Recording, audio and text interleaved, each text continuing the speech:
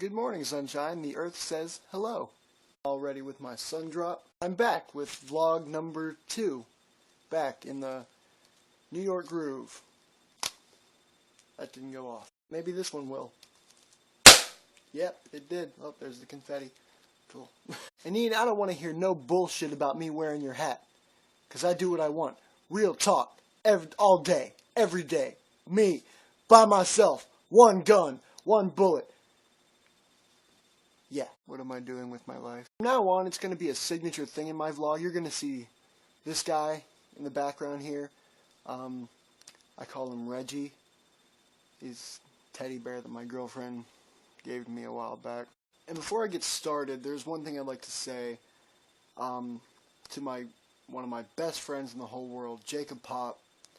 It was his 18th birthday Monday, so happy birthday to you. Dude, you've been my best friend for a long time, and, you know, I wish you the best. So, on a completely ordinary topic to start on, I made my first transsexual friend the other day. His name is Travis, but he used to be Tracy. And of course, like all my friendships start, the first thing, he walked up to me and asked me, "Hey, do you know where I can get any weed around here?" I don't know why people always ask me that. I think it's the long hair. I just have the image for it. Even though it's not what's on the inside. And I mean, I don't have any problem with transsexuals or anything. I mean, I feel like everybody has a right to be happy and secure with themselves. But it was just kind of awkward. I mean, it was just kind of weird because that was like the second thing that he told me about himself. Besides the fact that he likes to get high a lot. My cheeks are so warm. But yeah, Travis is one of the coolest guys I've ever met. He likes a lot of the same music that I do, like really heavy, you know, like death metal. Okay, but like, so my point being here is that you all should go stand somewhere in public until somebody with long hair and skinny jeans walks up to you and says, "Do you want to be my friend? And I am also a transsexual," because you know what? I feel like we all need a transsexual in our lives. On another note, it's a really hard thought for me, and I'm sure for a lot of people my age and in my class, actually, that I'm going to be a senior next year. Because I always pictured seniors to be these, like, calm, cool, collected, mature people that are supposed to lead the high school. And I mean, like, that's not me. Okay, like, can you see what I'd be like if I had any type of influence on anybody?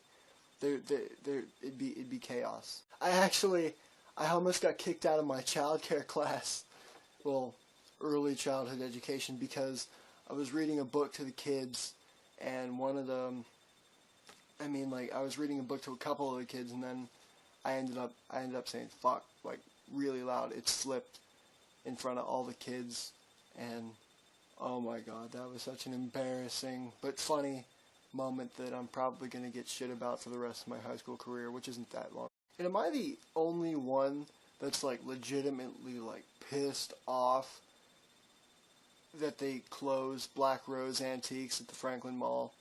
Okay, I mean, I know it's been closed for a while, but every time I look there, I'm like, oh my god, Black Rose Antiques, oh wait, it's closed.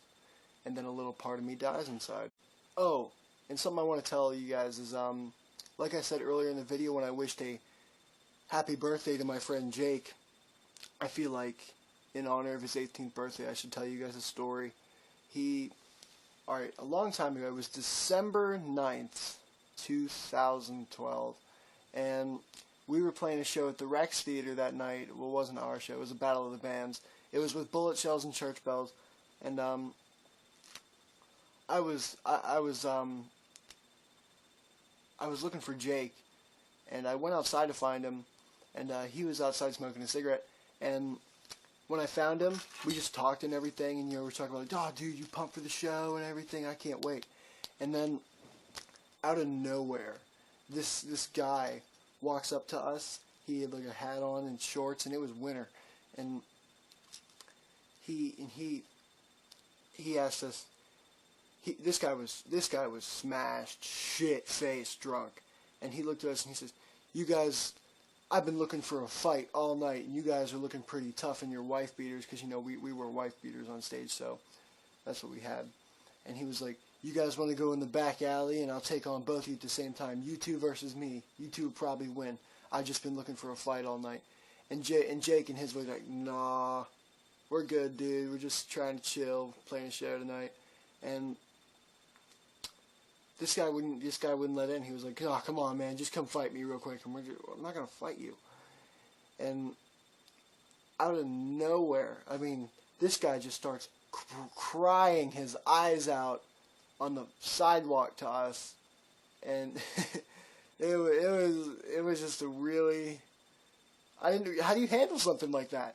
And this guy, and he started complaining about how much his life sucks, and he can't hold the girlfriend in his apartment shitty, and it was a weird thing. But eventually we were able to get rid of this guy and continue on with the night. But it's just not something that you see every day. I don't know.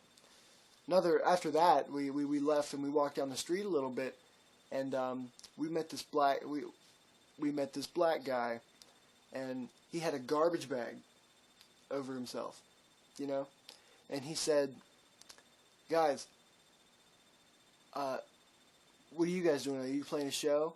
And we were like, yeah. And he said, well, would you guys like to hear a piece of poetry from me? And I forget his name. I think it was like Shelton or something. And he said, yeah, let me read you a piece of poetry. And he read us his poetry all about Christmas. And he went on to tell us about how he lived in an old abandoned building. He was homeless, and that garbage bag was full of all his stuff. And he was so happy, and to read us his poetry. And he had such a good attitude. And you know, how do you have such a shitty life and have such a good attitude like this guy did? And you know, that's a huge, that takes some. You gotta have so much character and such heart to, you know, live like that guy did and have the attitude that he did. And if you want, I would love to hear any of your stories about any homeless poets that you may have encountered. Oh, and I don't know how well this idea is gonna pull over, but if you would like to have a shout out in my next video, comment below and just comment shout out, and I'll say your name. And if you want me to say anything in particular about whatever you want, just type it in there, and I'll be sure to get it in there. That's what she said. I was talking to my very, very good friend Robbie Fetty the other night, and we have some potential big news coming up in the near future. So some of you might have an idea what it is, and some of you might have no clue. But I'm just going to leave it at that, and that's going to give you every reason to watch every vlog that I ever make after this. And if you haven't seen my first vlog, because this is number 2, don't forget. If you haven't seen the first vlog, then what the hell are you even doing here? I don't like people that rush things, and you should know this. Alright, so thanks for listening to me bullshit again, and don't forget to tip your waitresses.